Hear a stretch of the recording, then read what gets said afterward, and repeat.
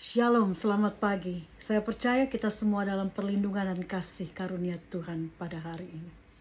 Pembacaan dari Roma pasal 11 ayat 1 sampai 36. Ada 3 poin yang saya mau bagikan di sini saudara. Poin pertama, kasih karunia Allah atas Israel. Di ayat pertama Paulus bertanya, apakah Allah telah menolak umatnya? Umatnya di sini yang dimaksud ialah bangsa Israel. Paulus mengatakan pastinya tidak. Karena Paulus mengatakan dia sendiri adalah orang Yahudi atau orang Israel keturunan Abraham dari suku Benyamin. Dan Paulus juga sudah membuktikan bahwa kasih karunia Allah atas umat Israel itu tetap tidak berubah dan tidak akan goyah. Seperti kita ketahui, Allah memanggil dia menjadi Paulus dari Saulus. Rasul Paulus mengambil kutipan tentang Nabi Elia juga yang mengadukan bangsa Israel ini kepada Allah bahwa mereka umat Israel telah membunuh nabi-nabi dan meruntuhkan mesbah-mesbah dan cuma Elia yang selamat. Tetapi mereka pun masih mengejar Elia dan menginginkan Elia mati. Itu dikatakan di 1 Raja-Raja pasal 19 ayat 10. Tetapi ketika Elia mengadukan hal ini kepada Allah, apa jawab Allah?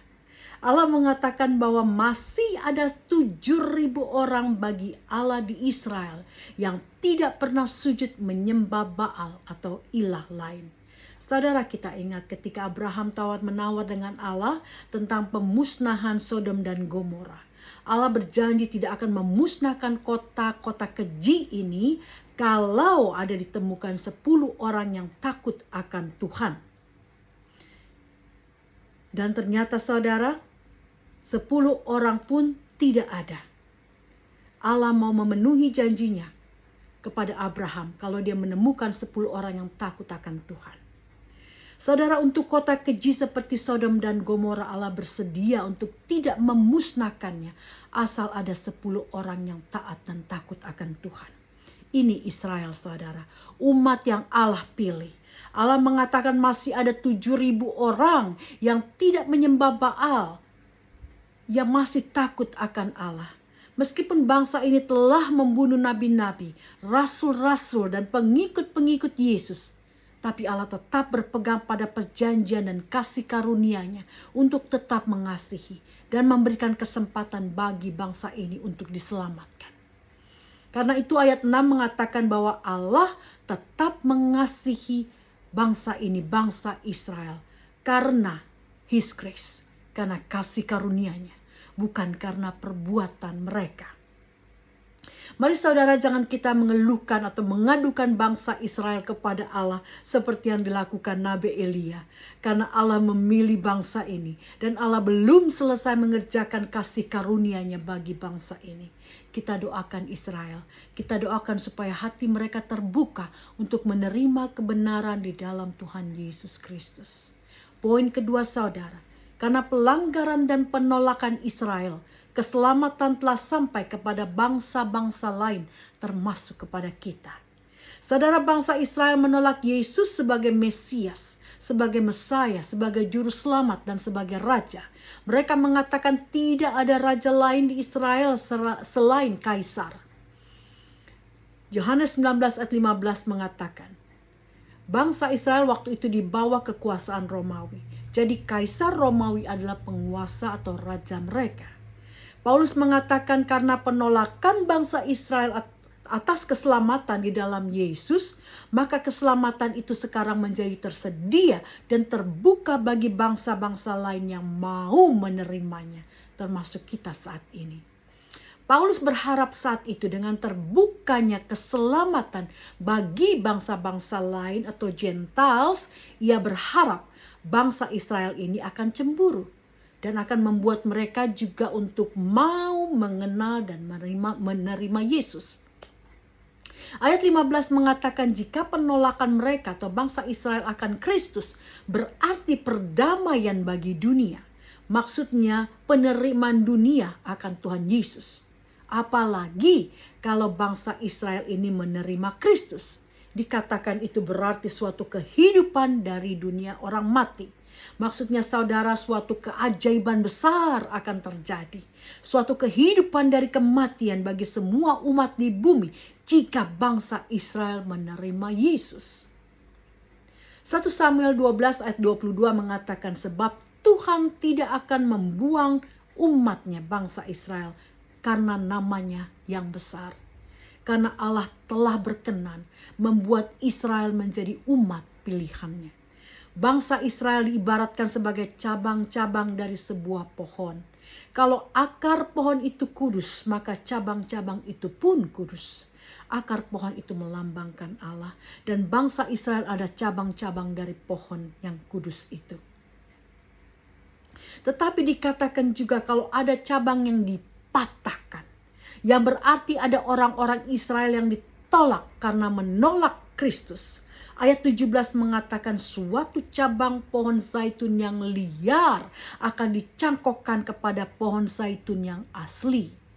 Supaya cabang dari pohon zaitun yang liar itu pun menjadi bagian dari pohon zaitun yang asli itu. Cabang pohon zaitun yang liar adalah kita semua saudara.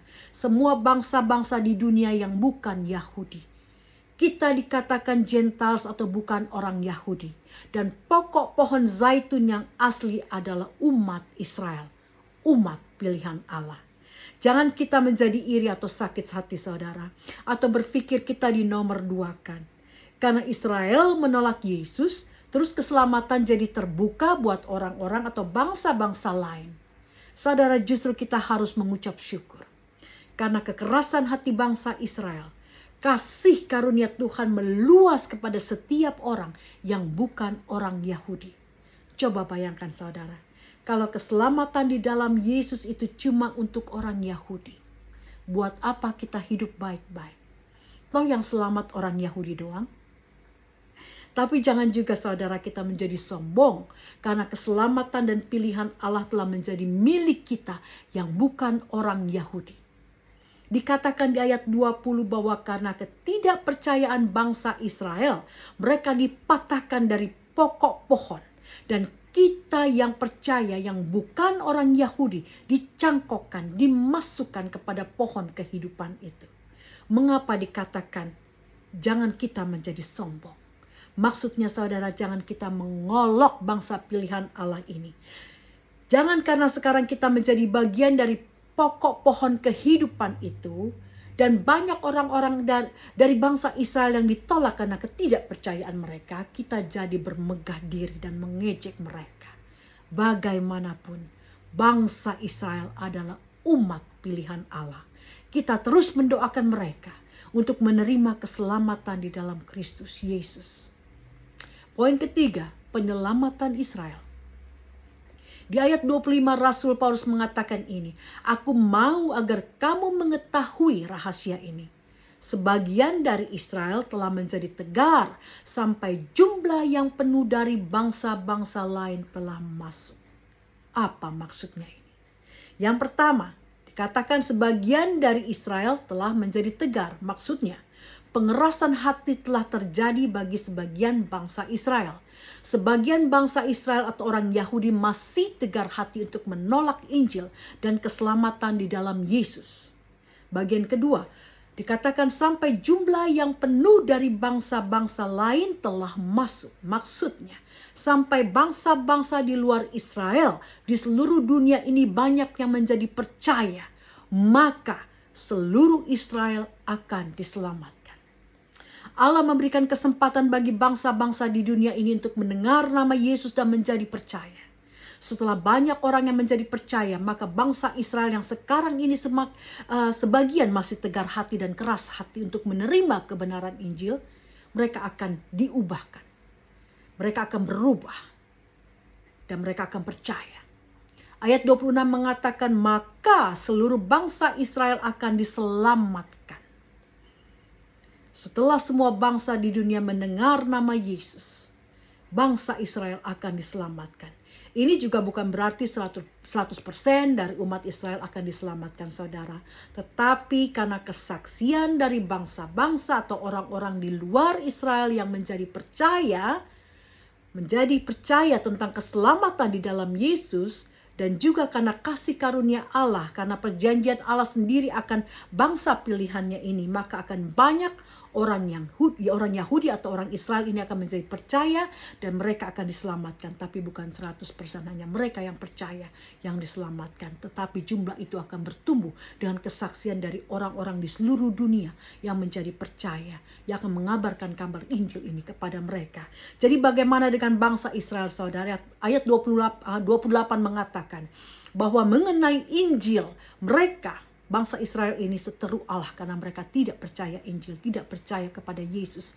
Tetapi mengenai pilihan, mereka adalah kekasih Allah karena perjanjian Allah dengan nenek moyang mereka.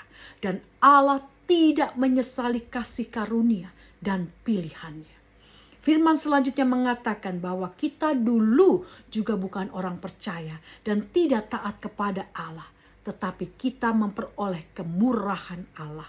Karena penolakan Israel akan Injil Kristus, sehingga kemurahan Allah tersedia buat semua orang yang mau menerimanya, termasuk kita. Paulus mengatakan, sama juga dengan orang Israel, sekarang mereka tidak taat, tapi dengan kemurahan yang kita semua telah terima, mereka orang Israel itu akan menerima kemurahan itu juga.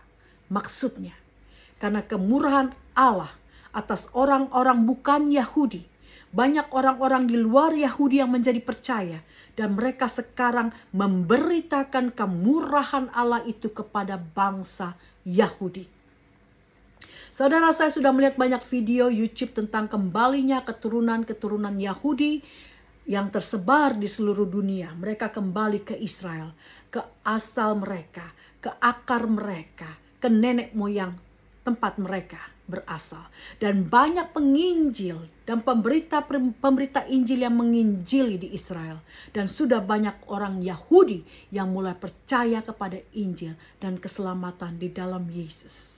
Ini membuktikan bahwa semakin banyak juga bangsa-bangsa atau orang-orang yang percaya kepada Yesus. Dan ini menandakan juga, saudara, semakin dekatnya kita kepada kedatangan Yesus yang kedua kali atau the second coming.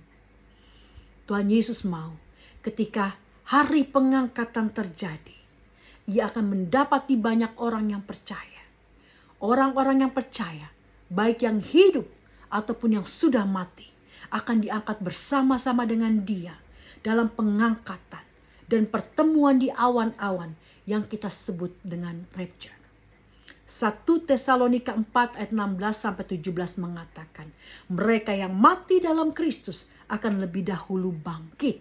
Sesudah itu, kita yang hidup, yang masih tinggal, akan diangkat bersama-sama dengan mereka dalam awan menyongsong Tuhan di angkasa. Demikianlah kita akan selama-lamanya bersama dengan Tuhan.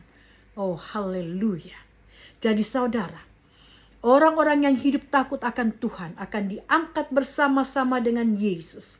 Pengangkatan atau rapture ini adalah cara Allah untuk melepaskan kita orang-orang yang sungguh-sungguh percaya. Melepaskan kita dari penderitaan dan murka Allah pada hari penghakimannya. Hari pengangkatan atau rapture berbeda dengan second coming atau kedatangan Yesus yang kedua kali. Pada hari pengangkatan, orang-orang percaya, baik yang sudah mati atau yang masih hidup, akan diangkat untuk bersama-sama dengan Yesus di awan-awan. Sedangkan second coming adalah kedatangan Yesus yang kedua kali untuk melakukan penghakiman atas orang-orang yang menolak Dia.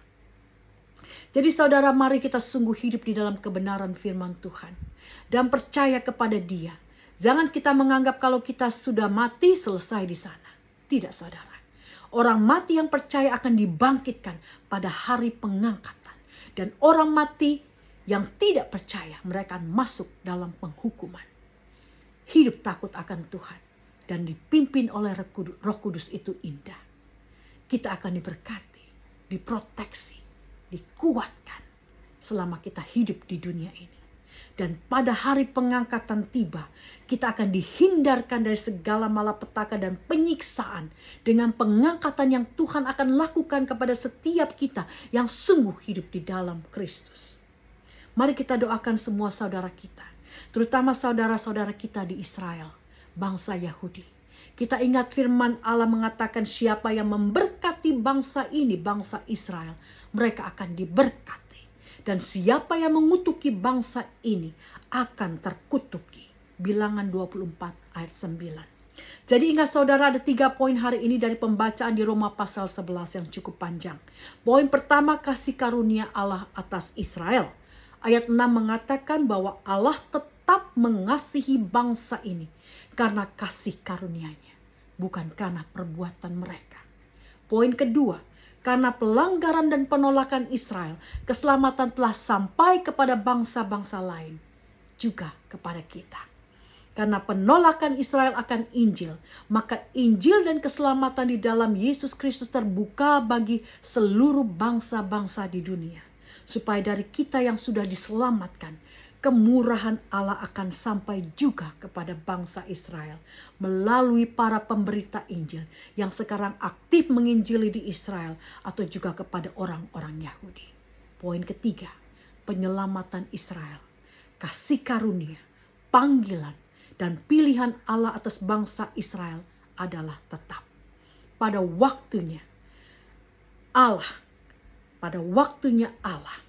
akan banyak orang Israel yang akan menjadi percaya dengan pemberitaan yang diberitakan oleh orang-orang percaya dari segala bangsa yang datang melayani, memberitakan Injil kepada orang-orang Yahudi. Buat kita saudara, ini adalah suatu pertanda akan semakin dekatnya kedatangan Yesus yang kedua kali atau the second coming. Tapi buat kita yang percaya, kita tidak akan takut, kita tidak perlu takut karena Allah akan memisahkan kita terlebih dahulu melalui pengangkatan atau rapture itu. Puji Tuhan Yesus.